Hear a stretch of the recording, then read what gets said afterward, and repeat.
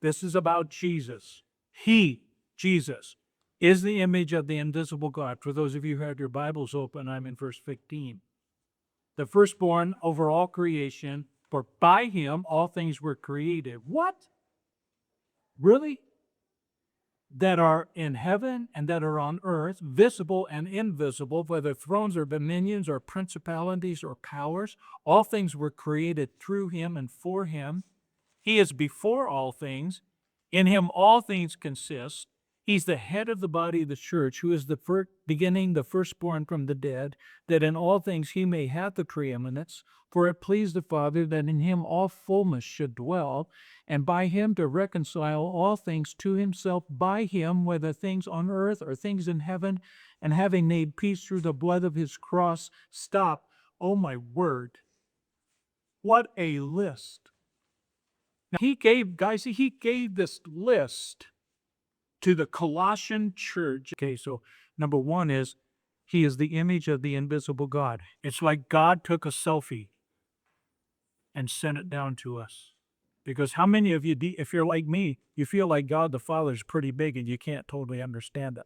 But then when he sent him in Jesus, okay, we get an idea here of the heart of the Father. And then he's the firstborn over all creation. In other words, think about rank. Think about the highest authority in all creation. I love this. The highest authority in all creation is Jesus. The devil ain't got no chance. When I stay under Christ's authority, I'm safe. He is before all things. That means he pre-existed. Okay, before time ever began or anything like this, before all of it. He was there.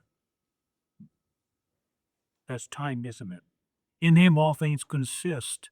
I love that, you guys, because the word consist means held together. He says to the sun, 93 million miles away, stay there. Don't you come no closer. I love that. Here comes the water. Oh, stop. Because he holds all things together. In him all things consist. I love that verse. It's hope. He holds it together with his words. He is the head of the body of the church. And this is what I teach to churches all the time. Most of the time, churches are in trouble because they don't stay attached to the head. All of a sudden, somebody else kind of takes over the head and starts barking the orders. Okay, so he's the firstborn from the dead. That means he's the first one raised that never died again. I love that. In all things, he had the preeminence in first place, and God intends for Jesus to have first place in everything.